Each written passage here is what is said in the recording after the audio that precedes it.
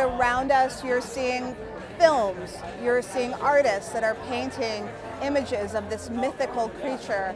Halloween, of course, not a Jewish holiday. Some of us have been calling it Erev Halloween, the night before Halloween, and kind of, making it a little bit Jewish, right? I've been touring this book for the last month and a half, and this is really the event I've been looking forward to the most. You can see around me that there's a vibrant community of people from different backgrounds, religions, and we're all here to focus on an incredible, provocative work of fiction that helps us understand the current moment. So Reboot's mission is to foreground Jewish arts and culture, and we do it by looking to the past and inviting artists and storytellers and creators to wrestle with the past to create new stories for the present and the future. One of the great things about Reboot is it says, here's a tradition, what are you going to do with it? How do we reboot our traditions? How do we keep our traditions alive? And one of the great tasks that I get to have in the conversation with Reboot is taking what is often very obscure, very esoteric ideas, and then making them accessible in a contemporary way, and asking, this is also part of your tradition. Magic, mysticism, the occult, what do you do with it, if anything? I've been part of Reboot since 2006, and it's been an incredibly important part of my life. The people that I've met, the conversations I've had, the notion of re-envisioning in a broad and expansive way what Judaism is and can look like. Author Adam Mansbach conjured up a golem for the 21st century to address 21st century issues, specifically issues around anti-Semitism, white nationalism. Adam's done a really ingenious job of reinvigorating this golem tale, and I'm going to be sort of the connective tissue showing how Adam's drawing on really amazing mythology, history, amazing stories from the Kabbalah, mysticism in the occult and magic, and showing that this very ancient, very medieval, very strange, very occult literature can live on in really extraordinary ways like this novel. It's a novel called The Golem of Brooklyn. In Jewish folklore, a golem is a humanoid creature, 9-10 feet tall, made out of mud or clay, always by a very learned man, a rabbi, at a time of immediate crisis for the Jewish people. My book is a little different. The golem in my book is made by an art teacher who is neither learned nor religious, and it is not a time of crisis. He's merely in possession of a large amount of clay and extremely stoned. So he makes this golem, he manages to bring it to life. The golem immediately starts trashing his apartment and screaming at him in Yiddish, which is a language he does not understand. And we've learned that what he's been screaming at Len, his creator, is, where is the crisis?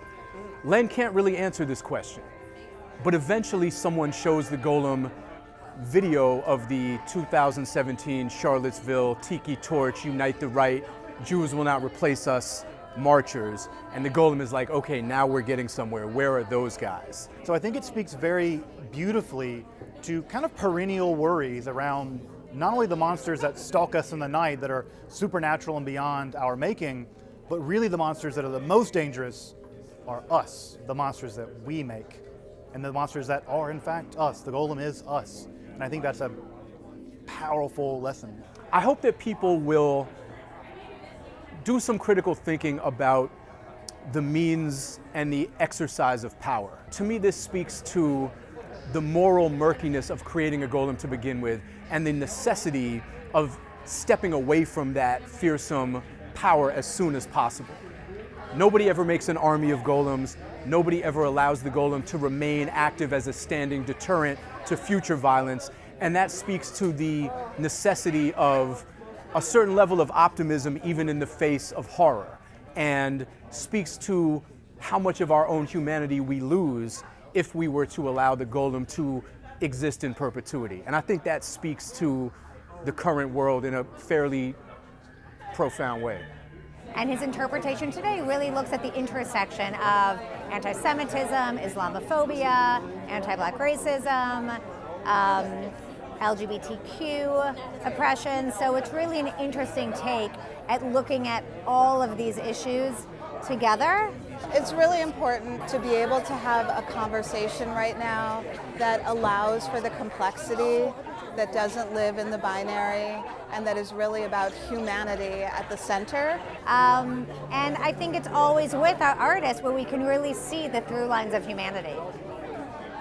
Watch One Detroit, Thursday at 7:30 p.m. You can find more at onedetroitpbs.org or subscribe to our social media channels and sign up for our One Detroit newsletter.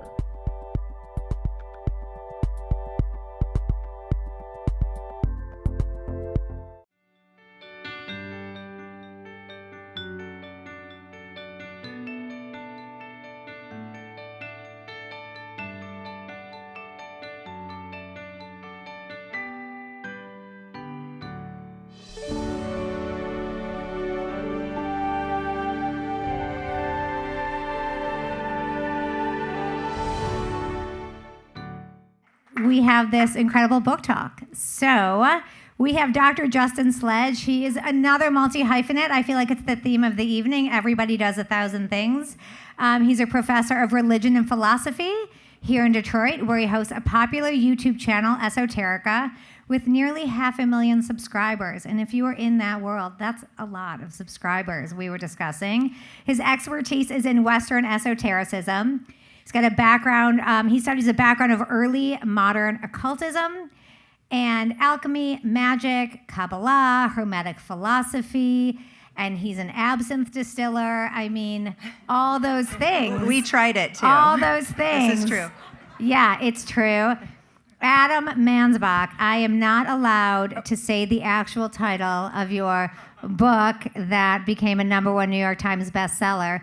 Go the F to Sleep, which is a cult classic, as well as Rage is Back, The End of the Jews, The Angry Black White Boy. All these titles are really confusing, Adam. You have us all thinking. And tonight he's going to talk about The Golem of Brooklyn, another one that has us thinking. And our moderator, who I had the pleasure to meet tonight, and I'm so excited because we're now going to be friends. I hope that's okay. I'm not stalking you.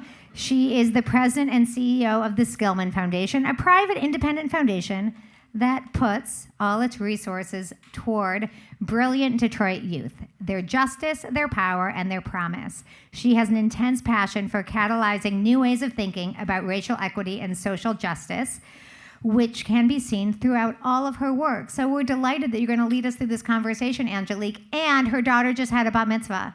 So mazel tov to Angelique. Thank you for going through all these introductions, but this is like an amazing celebration of Detroit artwork and some like secret Jewish artistic and creative treasures. So thank you for joining us. Come on up. Yeah, come here. You're at that end. Yep.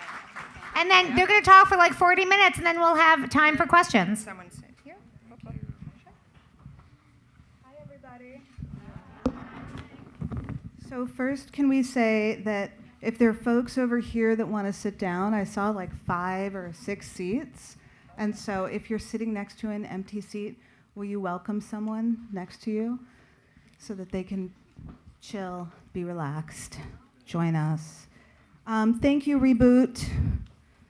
Thank you, Third Man Records. I'm Angelique Power. As Gretchen said, I'm the president of the Skillman Foundation. I'm a member of the Downtown Synagogue, and yes, that's my rabbi over there, who is amazing. And I'm also a board member at Detroit Public Theater. I'm a reluctant moderator tonight. And the reason is because first I was reluctant because I thought because my daughter became a bat mitzvah, I wouldn't have time to read the book. And so I won't ask how many of you have yet read the book, but I will tell you that I opened it up, I read a paragraph, I'm like, I'm just gonna read a paragraph, and then I couldn't put it down. And I read all weekend long, walking from room to room, at times doubled over laughing, at times frozen, and just gripped by not only the great writing and the great dialogue, but the relevance of this story right now. And so I have so many questions that I want to dive into. But let's start with the basics. How many here know what a golem is? Did everybody walk in the room knowing what a golem is? Okay, all right. Justin, can you help us, educate us? What is a golem and how has it shown up in Jewish mysticism? Sure. Thank you so much for having me. And I guess the other question is, how many people here are a golem? Also, I'll say Halloween Sameach. We're knocking on the... Just to... The word golem is a strange word for an appropriately strange creature. It only occurs once in the entire Hebrew Bible, once in Psalm 139. So it's a word that only appears once, and of course Jews would make that one-time appearance, the big monster they're going to deal with. The golem is an artificially animated anthropoid, which is to say it's a creature brought to life through artificial means. So in the tradition, the earliest mentions of golems are in the Talmud, well, depending on who you believe, it's Jews, right? Is either in the Talmud, but in that case, we have both an artificial human that's brought to life, although mute, and then also in that text, we have first actually brought to life an artificial calf, which the rabbis who bring it to life slaughter and eat for Shabbat. So you can have golem brisket. I'm not sure how good that is. So a golem is a creature brought to life through the power of the righteous. And I'm remiss to say magic, because it's very clear for the rabbis in the Talmud that golem making is not magic, because magic is a death penalty case. You're not allowed to do magic in Judaism, but you can bring people to life. You can create artificial people. And so the golem is an artificial person. How is it brought to life? Depending on the text that you read. I have a couple of books here about how to make a golem if you want to. Typically, it's done through the divine power of speech. And as you may know, in Judaism, God speaks creation into being. So one uses speech to bring the golem into being. However, in a fantastic 14th century French text, you dance the golem into being, which is another kind of, you circle around the golem in a kind of mystical dance, and you literally bury the golem in the ground and rise them up, chanting and dancing around the golem. So it's an artificial person, but it could also be an artificial animal. Wow, I'm surprised I haven't danced a golem into being yet, but I will work on There's that. still time. Like by accident even. Yeah, that's what I'm thinking, like college years. So now that we understand this, can you give a quick overview of this book, The Golem of Brooklyn? Sure. So traditionally, the golem, as Justin said, is animated by a rabbi or a very learned and holy man, always at a time of crisis, immediate crisis, not like the existential existence of anti-Semitism in the world, but like the villagers have lit torches and they're marching toward us. And the word truth, the Hebrew word for truth, is always a part of the animation of the golem, either written on its forehead or written on a piece of paper that's inserted into its mouth. The golem comes to life, obeys or fails to obey its master, restores some semblance of peace and order, or doesn't, and then is de-animated. I'm trying to avoid using words like alive or dead, because strictly speaking, the golem is neither alive nor dead. He's just up and about, or he's not. The golem is de-animated by turning the word truth into the word death. In my book, things work a little differently. The creator of the golem in my book does not create him at a time of crisis, nor is he a learned, wise, or religious man. He's just a regular schmuck. And he's an art teacher in Brooklyn who happens to have a tremendous amount of clay on hand and also happens to be extremely stoned. So he manages to animate this golem. The golem immediately starts screaming at him in Yiddish, which Len does not understand, and trashing his apartment. So Len runs out to find a Yiddish speaker. The only person in his neighborhood in Williamsburg that he knows speaks Yiddish is a woman he's never spoken to who works at a local bodega. We will find out that her name is Miri and that she grew up in a Hasidic sect nearby, which she left at 18 because she's gay. She's been working in this Yemeni bodega ever since. She is unwilling to come back to this stranger's weird apartment and translate for him. But the golem does indeed learn English by binge-watching Curb Your Enthusiasm after ingesting a large amount of LSD. At which point we learn two things. One is that the golem has been screaming predominantly the phrase, "Where is the crisis?" because it's unthinkable to him that he could have been created in the absence of an immediate danger. The other thing we learn about the golem, and this is where my golem most profoundly, I think, differs from the golems of myth and lore, is that we learn the golem is a creature in possession of an ancestral memory. So Len has not made the golem, he has remade the golem. There's only ever been one golem.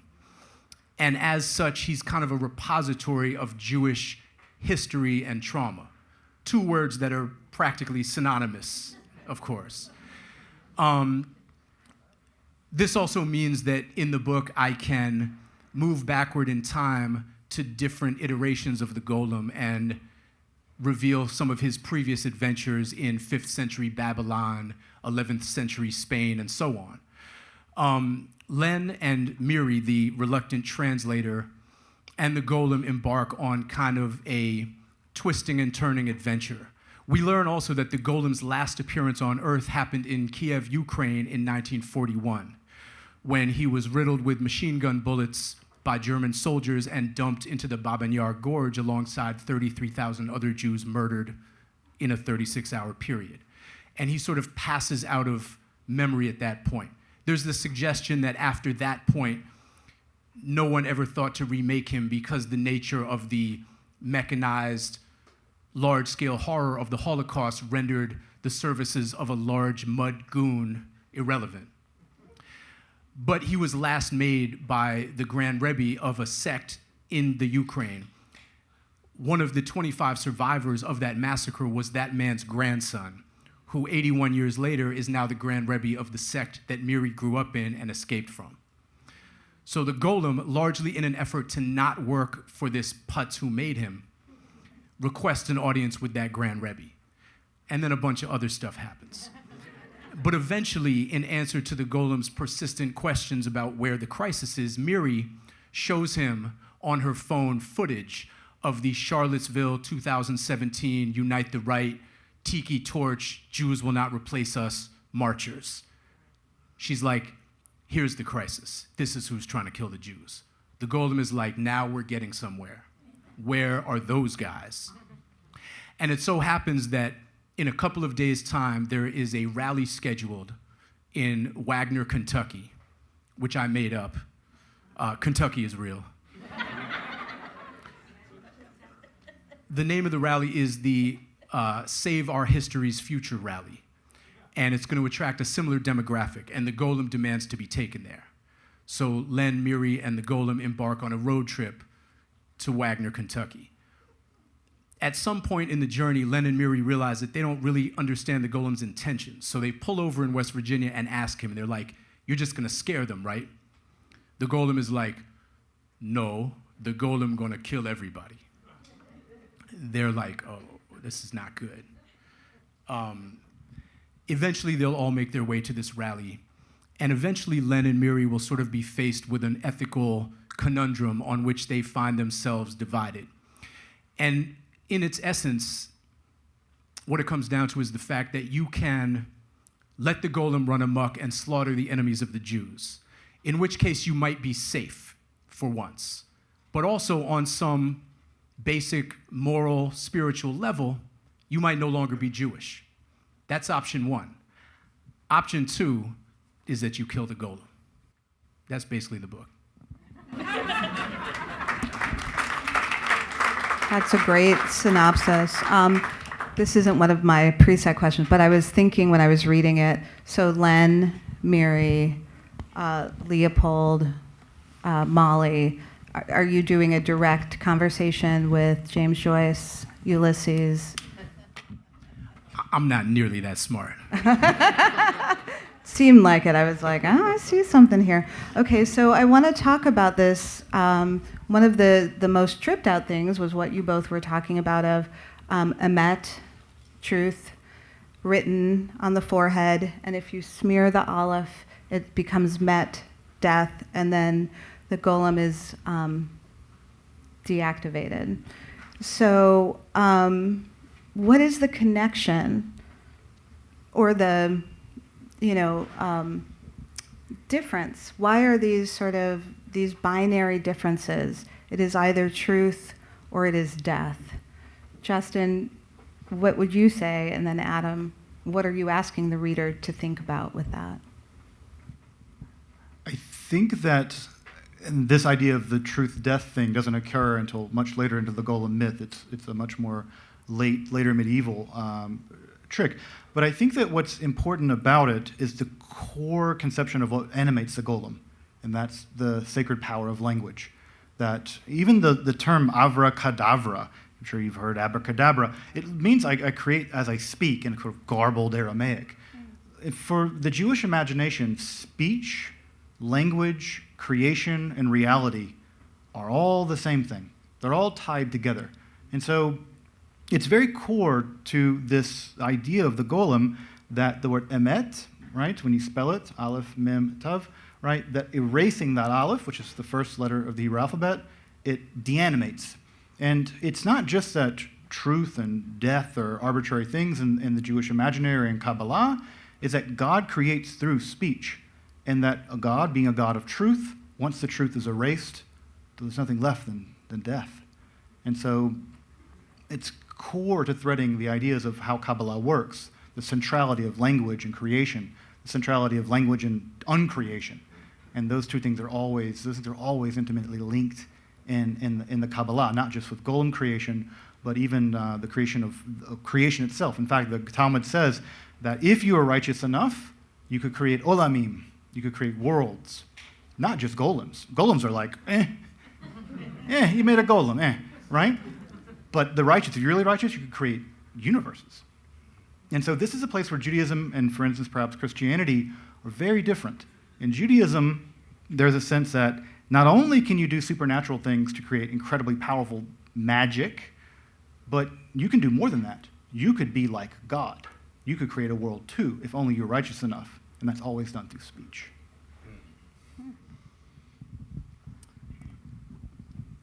For me, on a more kind of literary level, not nearly as scholarly or well-informed a level, the notion that when the golem is alive, truth has been animated suggests to me that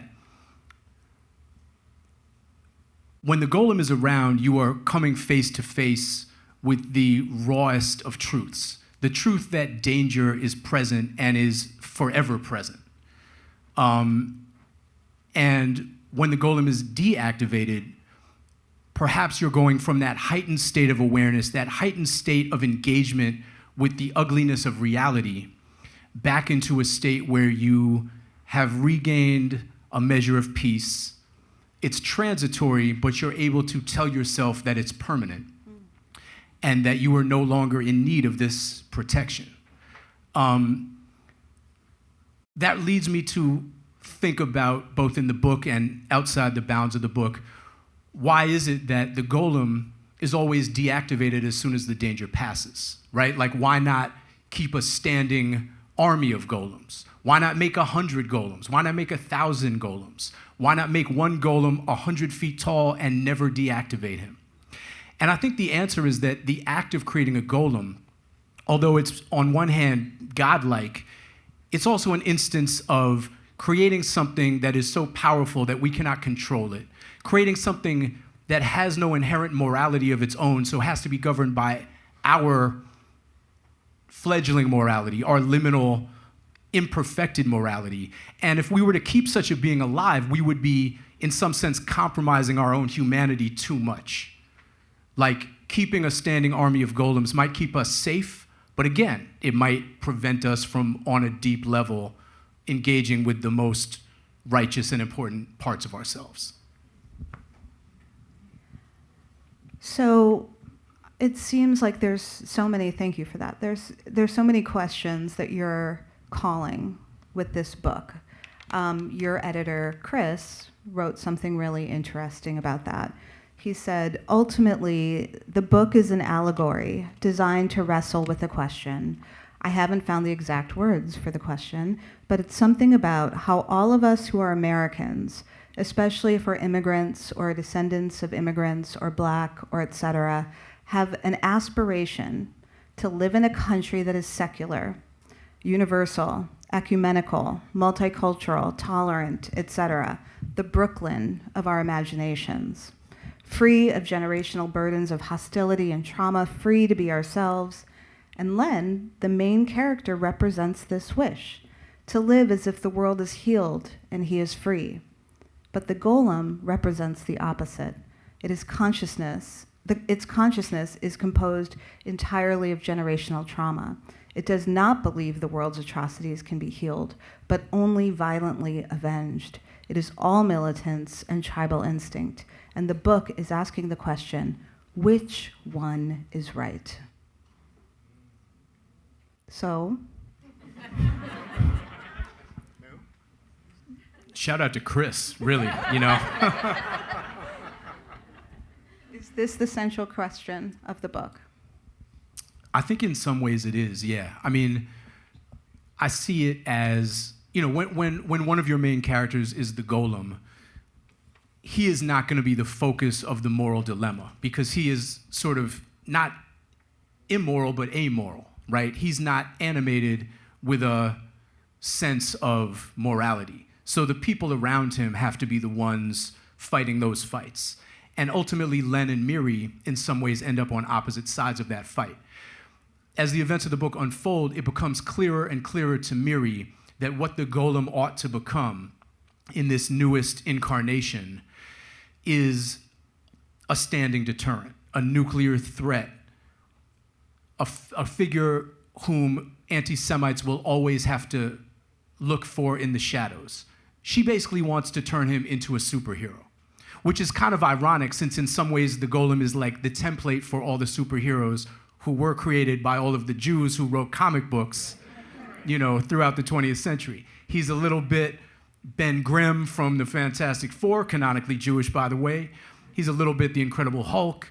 You know, he's a mishmash of all of these ideas with a little of Frankenstein's monster thrown in.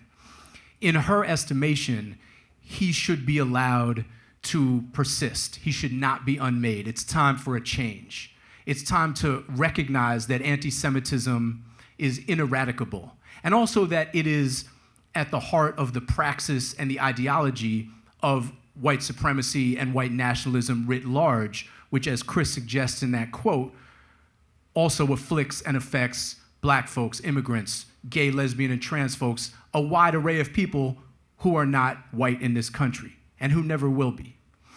Len, on the other hand, who, unlike Miri, is not raised in a Jewish tradition. Len is observant only in the sense that he notices things.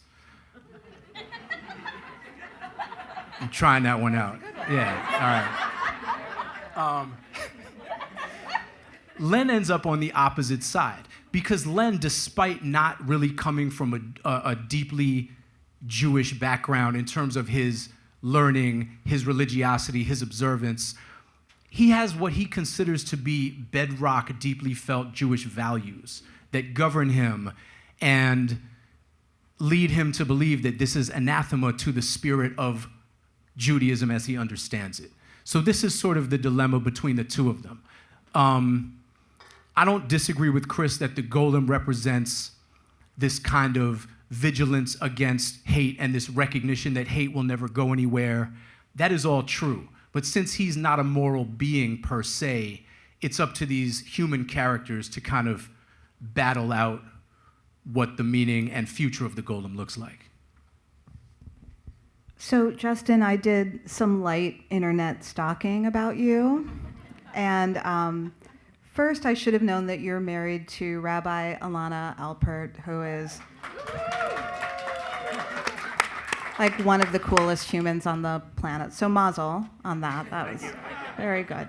And then part of your bio that I loved, it says, Dr. Sledge's work seeks to grasp the philosophical commitments which underpin the alleged workings of magic, esoteric influence, spirit possession, alchemy.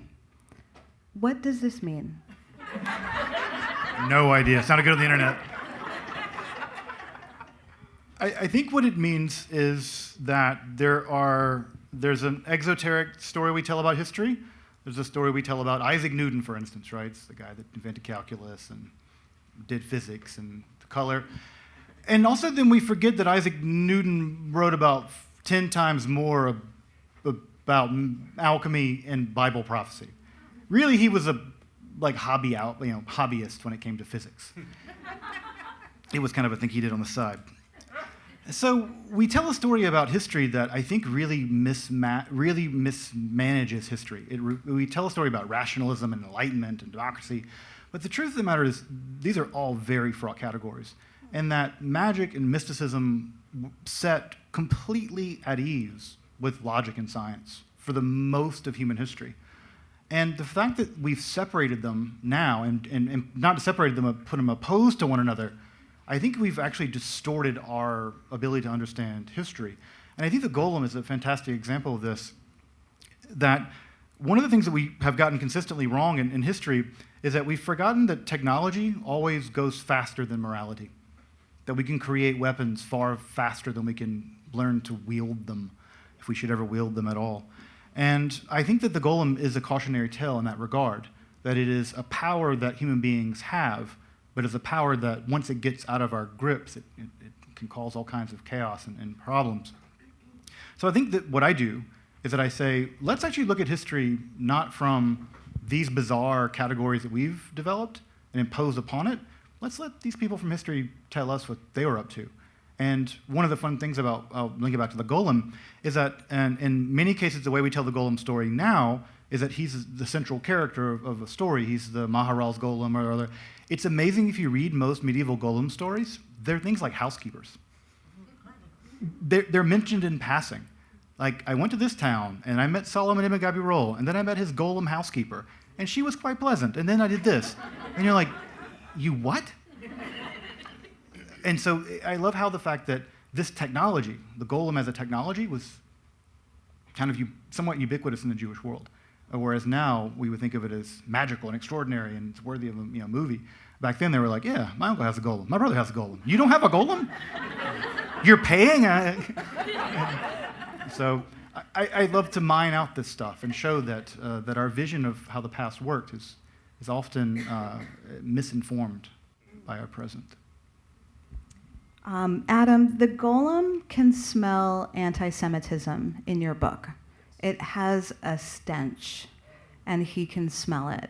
And there's really a question toward the end of the book, and you talked about it a little bit. Is it best to scare people or try to scare people out of their base instinct to do harm on behalf of bigotry? Or is it best to proactively seek to destroy them? And you quote, or you have Miri quote the Talmud, saying, "Rise and kill first those who would kill you." This is such a relevant question. Yeah. What do you want the reader to do with this question? Well, since you brought up the Talmud, in my view, the most important task of literature is to raise more questions than it answers. If I had answers, if I could sum up what I want the reader to do or turn this book into a line of instruction, I would just get a can of spray paint and make a stencil and spray that message on the sides of buildings. I think the role of literature is complexity. I think that there's nothing quite as Jewish and specifically as Talmudic as raising a question that you decline to answer or admit your inability to answer. The Talmud does say that, but by no means is that an agreed upon conclusion in the Talmud. Very little in the Talmud is agreed upon. That's why it's 6 billion pages long. That's why it's an argument over every element of custom and law. That's why these guys spend pages and pages debating over whether if you throw a divorce scroll over the parapet to your soon-to-be ex-wife standing on the roof and it catches on fire in midair, whether it can be considered delivered. And it really depends on whether it's on the updraft or the downdraft. So like, this is not a document invested overly in pat conclusions. So it's more important to me to raise the question and leave the reader in a state of perplexity and pondering of all of the possible answers than it is to purport to have those answers myself. Adam, I was actually wondering when I read that in the book that the golem could smell anti-Semitism. There's a great line in the Talmud about that the Messiah has the ability to smell and judge. That's one of the traits that we know of the Messiah is they can know whether you've been naughty or nice by smell. Santa Claus.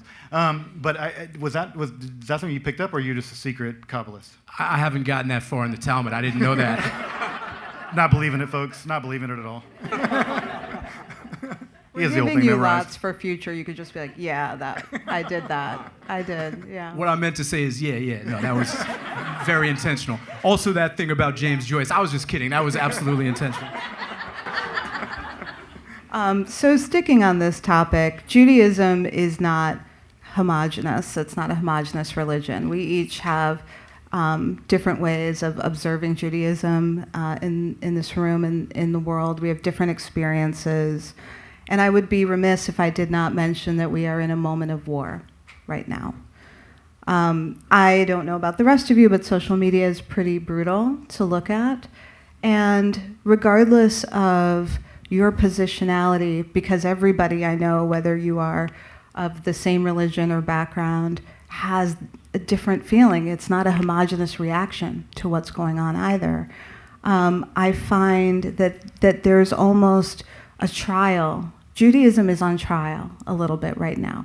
People are confusing policy with the religion and with people. And so I find myself trying to put out in the world my own humanity-centered version of Judaism as an antidote to that trial. And so there's a part in the book where the golem performs a conversion of an 11-year-old witch named Lena. And he does it through the story of, Hillel standing on one foot, summing up Judaism by saying, basically in essence, treat people the way you want to be treated. The rest is just commentary. And he puts his foot down and then he lifts it up again and he says, and he adds to this. This is not a moral being, but he adds the notion of tikkun olam, of repair of the world. And so what is the book saying about what it means to be Jewish? And Justin, what is your take on what it means to be Jewish right now? You go first. You wrote the book. I'm gonna dip out. That's fair. Well, first of all, thank you for asking me about that scene. I've been on book tour for more than a month and nobody's brought that scene up, which is weird to me. I mean, granted, there's like a lot of scenes in the book, but still. The golem finds himself in need of a ride to Kentucky. And he makes the acquaintance of this 11-year-old girl who says she's a witch in the middle of the woods. And she brings him home to her father and arranges a bargain by which the golem will dig them a septic tank, like a septic field, like a large septic field in their yard, which they desperately need to replace, in return for this ride to Kentucky. The problem is that the golem is structurally incapable of working for Gentiles. So in order for him to do this work, one of them has to convert. The girl's father is willing until he learns about circumcision. So instead, the golem converts this 11-year-old girl. And he invokes the story of Hillel. And then, yes, he adds this sort of addendum about tikkun olam, which is a concept that we've heard a bit about throughout the book. Len has a relationship to it. It's what he wrote his bar mitzvah speech about, in fact. And it comes up at the end of the book, the very end of the book, when Miri and Len are facing off on opposite sides of this dilemma. And Len, in a kind of desperate last pitch attempt to convince Miri of his viewpoint, is like, Miri, what about tikkun olam? I.e., like, we cannot let a golem rampage through the world. We are meant to repair the world. And Miri is like, my dude, has it ever occurred to you that this is how we repair the world? And that's basically the end of the book. You should still read it, though. There's like other stuff in it.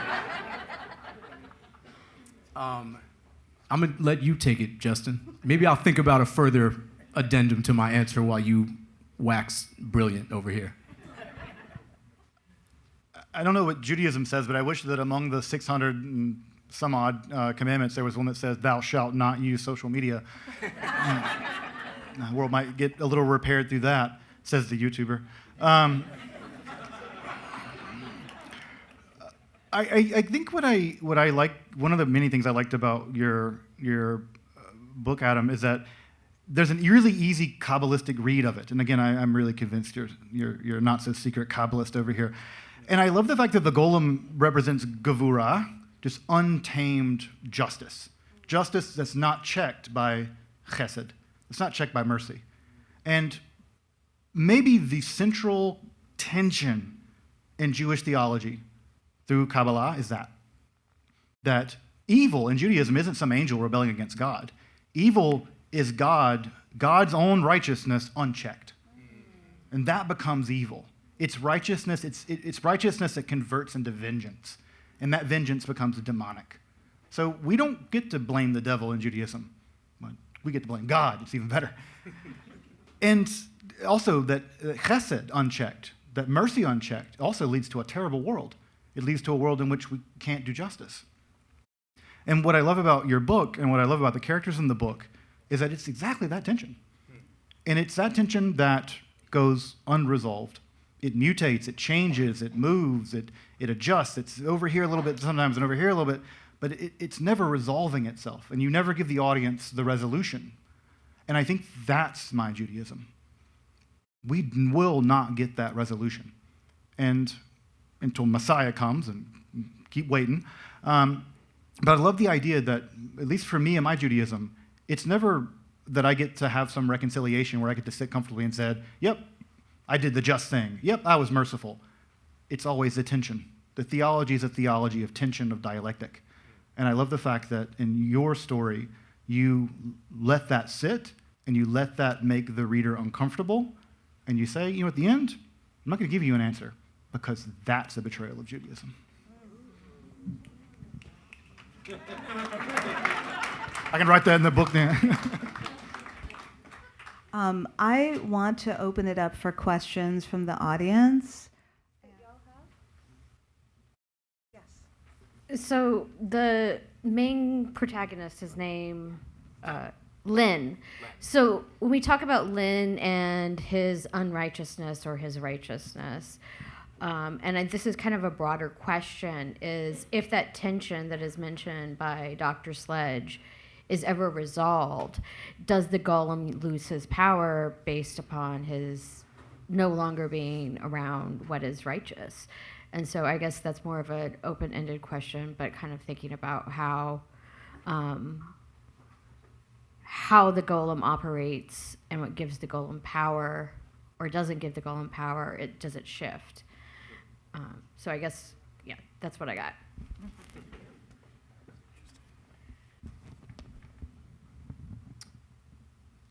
I mean, in my conception of the golem in the book,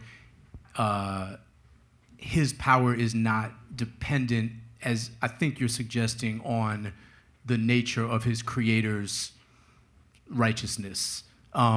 If anything, I think the golem quickly spirals out of the control of his creator. And that's something that happens frequently in stories of the golem as well, when he's not a housekeeper anyway.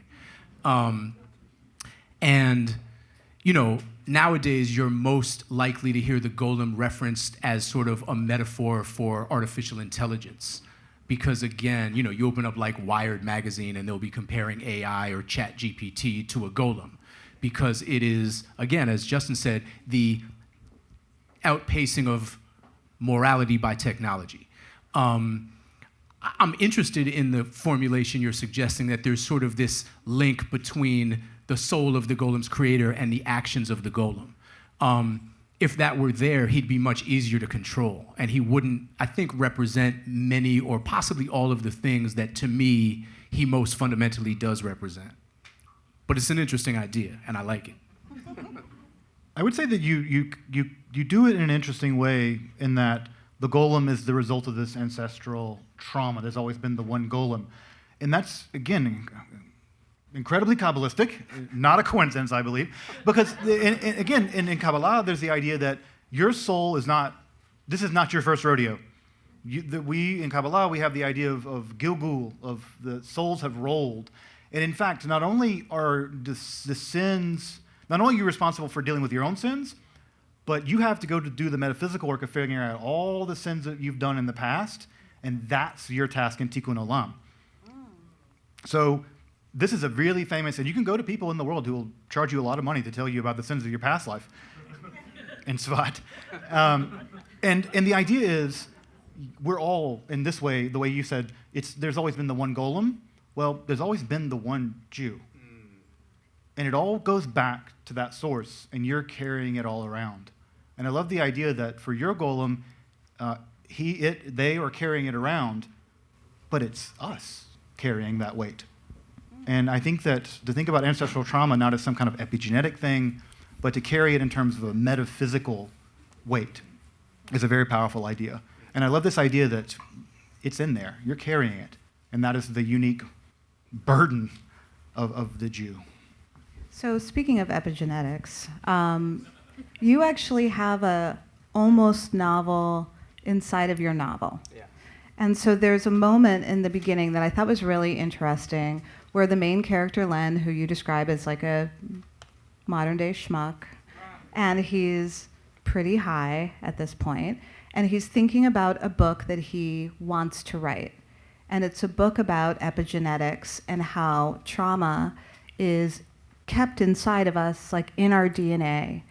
And the concept is that you can sell your trauma, and that people can buy your trauma. Trauma eaters is what you call them.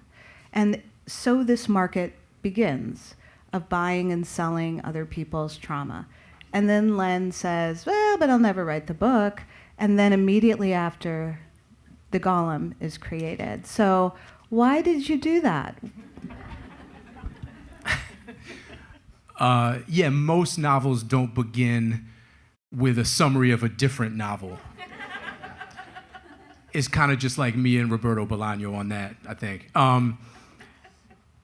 Well, it's interesting. The impetus for me to write this book was kind of the realization that two ideas that I was trying to work out separately could come together in a certain kind of way.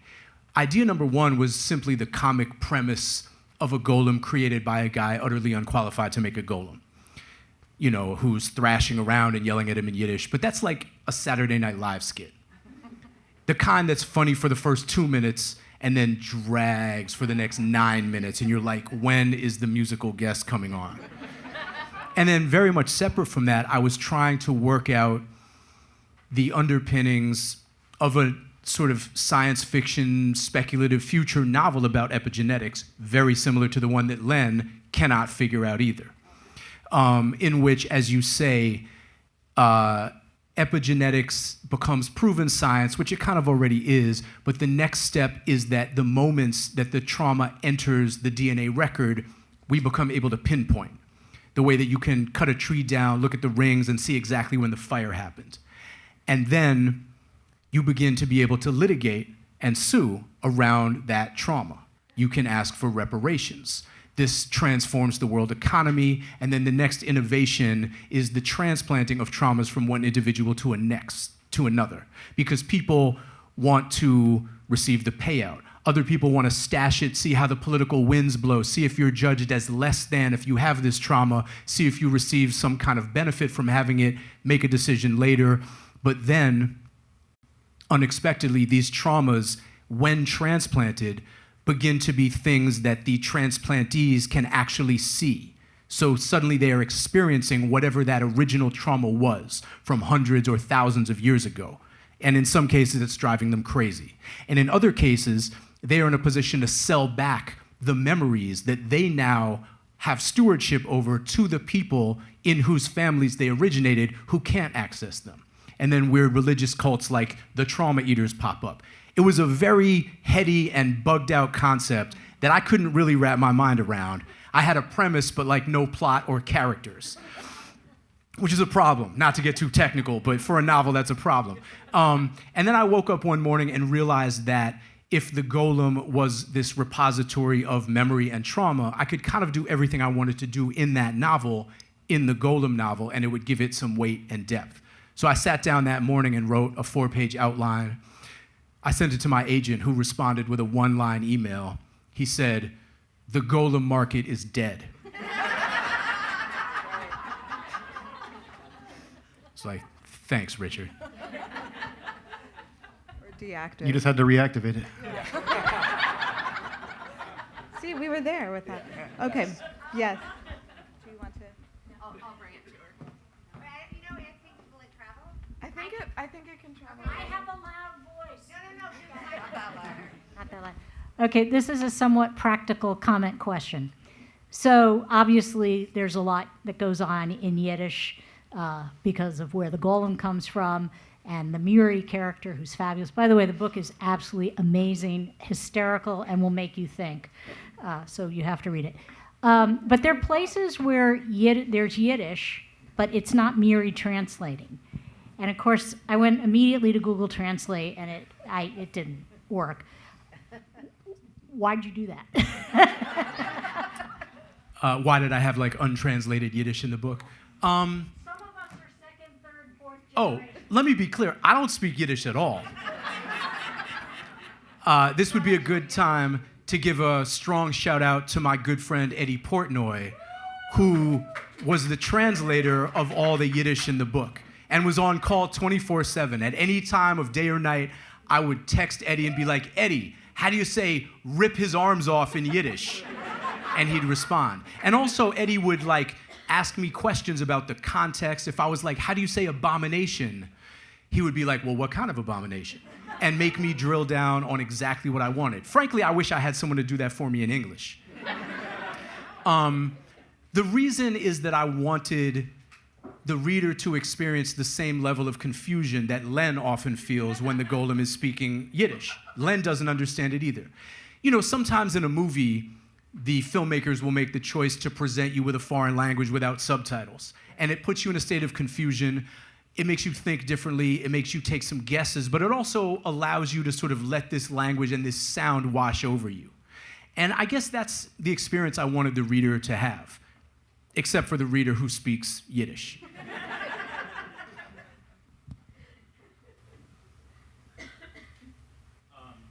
So, the golem is a creation by Jews to defend the Jewish community, is embedded within the Jewish community.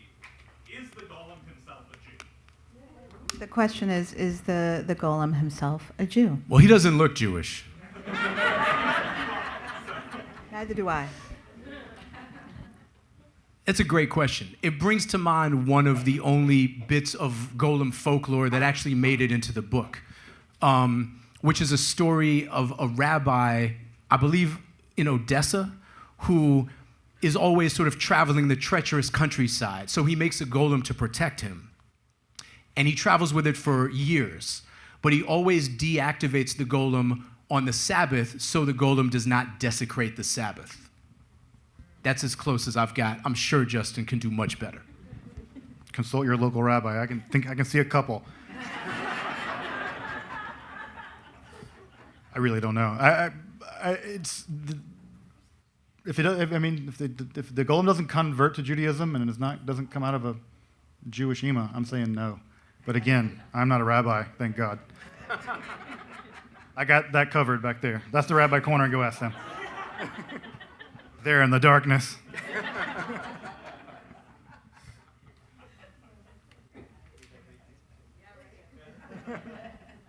Are there other questions? 3 rabbis, so if anyone wants to create a golem, we can.